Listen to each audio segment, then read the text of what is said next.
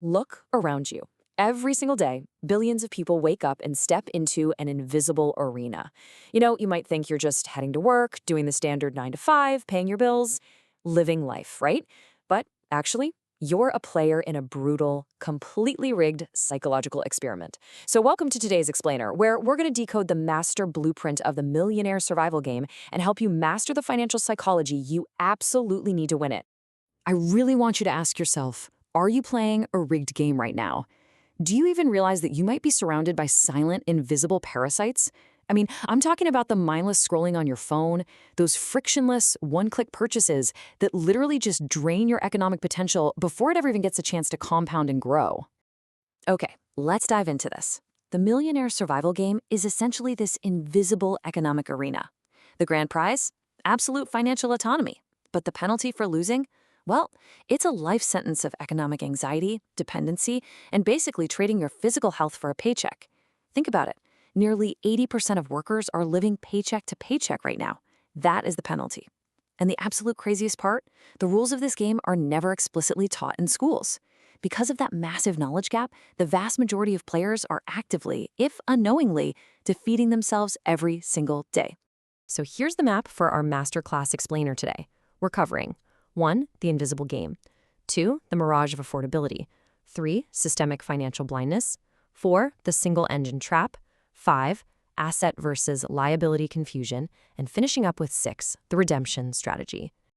All right, let's kick things off with Section 1, the invisible game and subconscious weaponization. We are going to expose the toxic money habits that are basically acting as landmines in your life. And look, I'm going to strip away the generic, tired advice right now. I'm not just going to tell you to save more money, because honestly, that doesn't fix the root problem. We need to look directly at the psychological anatomy of failure. People aren't losing simply because they don't earn enough. They're losing because modern consumer culture has literally weaponized their own subconscious minds against them. Think about those highly targeted social media algorithms or the instant dopamine hit of a one-click checkout.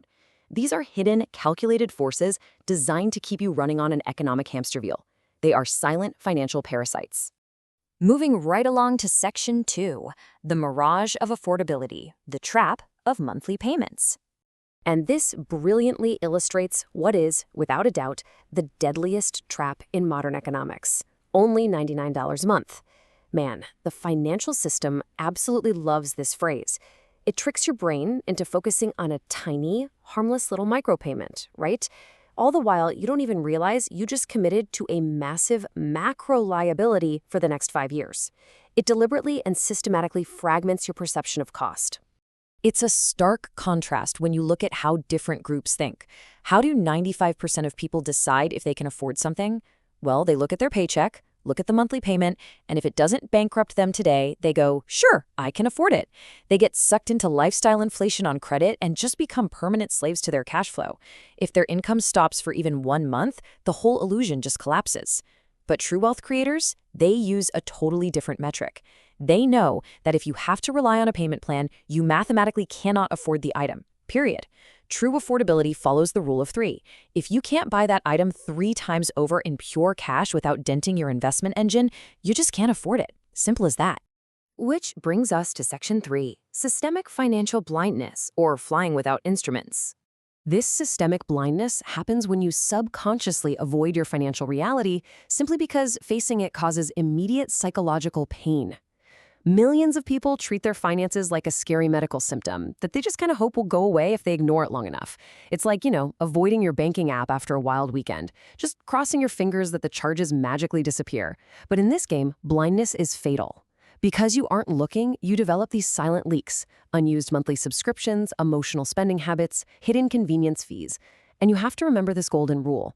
Capital flows away from chaos and always, always moves toward order. You've got to take that power back through absolute clarity. Step 1, stop avoiding your bank statements. Just stop it. Step 2, practice radical, brutal financial transparency with yourself. And step 3, track every single dollar to figure out exactly where your money is leaking. When you finally look at your financial situation with cold, emotionless logic, you immediately strip away its power to cause you anxiety. You have to measure it because you simply cannot optimize what you do not measure. All right, Section 4. The single engine trap, the danger of the 9 to 5. We really need to challenge this deeply ingrained societal conditioning that a stable corporate job is the absolute peak of financial security. So, the crucial point here is that relying on exactly one source of income is structurally the most dangerous position you can possibly be in. It is a single point of failure. If a company downsizes, or an algorithm changes, or some massive AI disruption hits your industry, your income drops to absolute zero overnight. I mean, just look at the recent waves of tech layoffs. Thousands of people woke up and realized their secure single engine could be shut off in an instant. Wealthy individuals don't view themselves as employees at all. They view themselves as diversified economic ecosystems, and they structure their wealth in a highly specific way. Your primary engine, like your standard 9-to-5 job, has exactly one purpose: to generate seed capital. You then feed that seed capital into secondary engines, like index funds or digital assets, to automate your compounding wealth. Finally, you build tertiary engines, like real estate or scalable side hustles, to fully diversify the whole shebang. When you have multiple streams flowing in, your psychological relationship with money shifts from pure desperation to empowered strategic choice. Now for Section 5, Asset versus Liability Confusion, the Intellectual Error. This right here is the exact mental roadblock that keeps the middle class working incredibly hard for decades, yet staying economically entirely flat. I want you to forget everything society has taught you about this word, because deep financial science dictates a brutally simple definition. An asset is an item or investment that actively puts money into your pocket. Period. If it doesn't generate cash flow, it is not an asset. A dividend-paying stock, a profitable rental property. Now those are true assets. On the flip side, a liability is an item that takes money out of your pocket. It requires a continuous capital outflow for things like maintenance, insurance, or interest. Look, I know this hurts to hear, and it goes totally against the traditional script we're all fed, but your personal car is a liability. Even your primary residence, unless it's actively generating rental income that exceeds your mortgage, is functionally a liability. Now, what's really interesting about this concept is how perfectly it visualizes the ultimate hack to winning the game.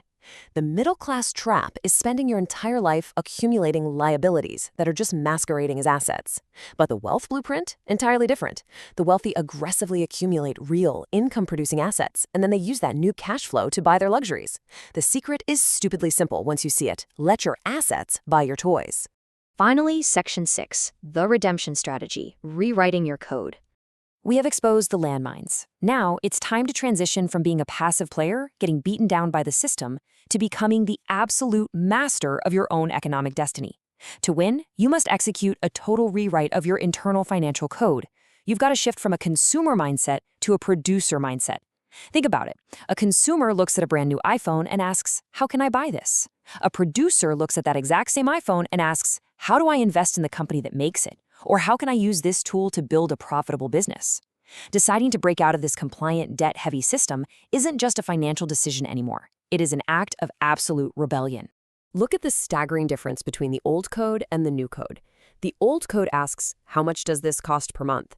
The new code demands that you ask, how many hours of my future freedom am I sacrificing for this object? Let me give you the quick math on this. If you make $25 an hour, that $1,000 phone isn't just $1,000. It is a full 40 hours of your actual life that you are trading away. You have to stop investing in depreciating status symbols. Start buying your time back. Make those quiet, daily choices that heavily favor your long-term freedom over a fleeting moment of short-term gratification. The Millionaire Survival Game isn't won by some sudden stroke of luck. It's won right now, today, in the trenches of your own habits. So I'll leave you with this question. Which of these toxic habits are you going to cut out of your life with surgical precision today? Take the clarity you've gained from this explainer, take immediate action, stay highly focused, and go build your empire.